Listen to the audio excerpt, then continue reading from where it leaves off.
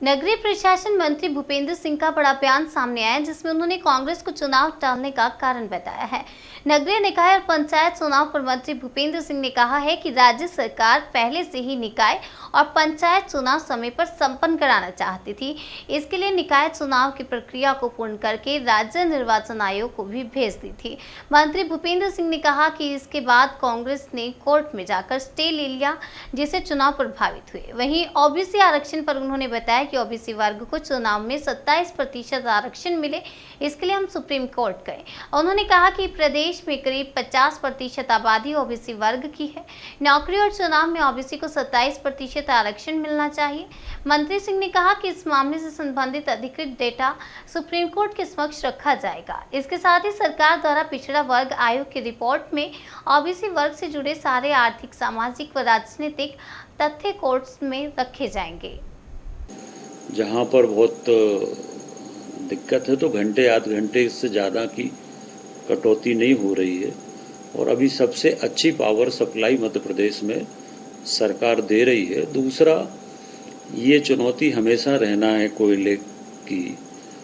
सौर ऊर्जा को बढ़ावा देने के लिए भी कल कैबिनेट में काफ़ी चर्चा हुई है और सौर ऊर्जा को लेकर उसको हम लोग पॉलिसी को और सरल करने का काम कर रहे हैं और अधिकतम लोगों को प्रेरित कर रहे हैं कि सौर ऊर्जा का उपयोग करें। सस्ती बिजली है, सस्ती क्या मतलब ना के बराबर।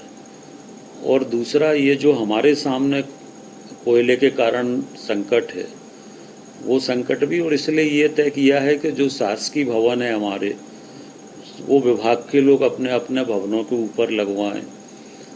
जो मंत्रियों के बंगले हैं या बाकी सरकारी अधिकारी कर्मचारियों के बंगले हैं, उनके ऊपर हम लोग सोलर लगवाएं। किसानों को प्रेरित करें कि वो अपने पंप चलाने के लिए सोलर का उपयोग करें और सोलर से बिजली की बहुत बचत होती है। मेरा व्यक्तिगत अपना अनुभव है कि मेरा जो बिल पहले आता था, सोलर लगवाने के बाद अब हमारा जो बिजली का बिल है वो आधे से भी कम आता है। तो सोलर के फ़ायदे बहुत हैं और इसलिए इसके लिए जितनी भी सब्सिडी हो सकती है वो, और पॉलिसी जितनी भी सरल हो सकती है जिससे लोगों को कठिनाई ना हो, उसके भी निर्देश कल माननीय मुख्यमंत्री जी ने कैबिनेट की बैठक में ऊर्जा विभाग को दिए। देखिए, कांग्रेस के जो भी कार्यक्रम होते हैं वो सिर्फ समाचार पत्रों तक ही सीमित होते हैं। ज़मीनी स्तर पर आप अगर देखें तो ज़मीनी स्तर पर कांग्रेस का कोई भी कार्यक्रम होता नहीं है। अभी परसों ही खबर चल रही थी कि कुछ विधानसभा ऐसी हैं जहां पर एक भी सदस्य कांग्रेस का सक्रिय सदस्य नहीं बना। तो अखबारों में तो कांग्रेस के लोग कहते हैं कि हम ये कार्यक्रम कर रहे हैं, ये कार्यक्रम हो रहे हैं, पर मैदानी स्तर पर ये कार्यक्रम कहीं पर भी होते नहीं हैं, क्योंकि मैदानी स्तर पर कांग्रेस का संगठन बहुत कमज़ोर है। और इस समय जो लोग भी कांग्रेस में हैं उनमें निराशा का वातावरण है और लगातार जिस तरह से घटनाएं हो रही हैं, अभी जिस तरह से राहुल गांधी जी पब में लोगों ने देखा है, तो लोगों को लगता है कि कांग्रेस को आगे कौन बढ़ाएगा। कांग्रेस किसी दूसरे को आगे आने नहीं देना चाहती और राहुल गांधी को पब से फुर्सत नहीं है, तो कांग्रेस चलेगी कैसे। और इसलिए कांग्रेस के कार्यकर्ताओं में, नेताओं में निराशा है।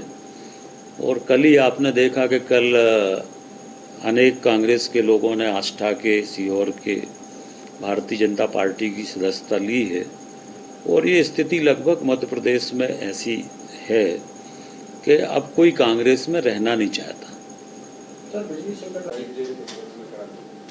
देखिए, भोपाल का मास्टर प्लान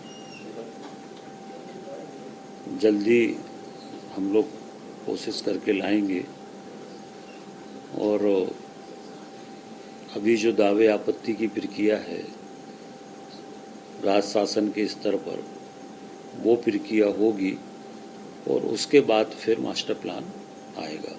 हमारी कोशिश है कि जल्दी भोपाल का मास्टर प्लान आए।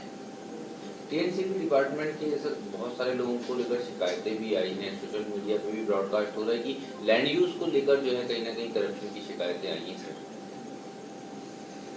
देखिए, अब मेरे पास कोई अभी इस तरह की कोई शिकायत, उसकी एक प्रक्रिया है और बिना प्रक्रिया के कोई लैंड यूज चेंज कर नहीं सकता है।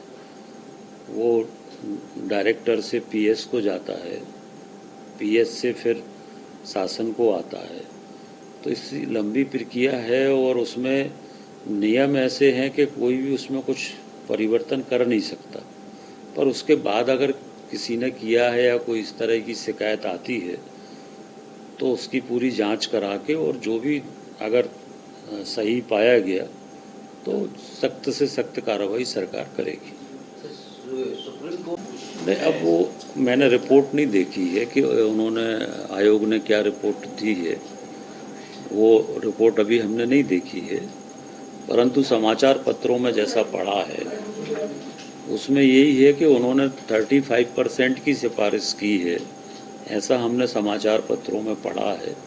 परंतु ये सरकार तय करेगी। सरकार का ये मानना है कि 27% आरक्षण ओबीसी को मिलना चाहिए। वो उनकी अपनी राय हो सकती है पिछड़ा वर्ग आयोग की, पर सरकार का मानना 27% आरक्षण ओबीसी को होना चाहिए और उसके लिए हम लोग प्रयास कर रहे हैं। सर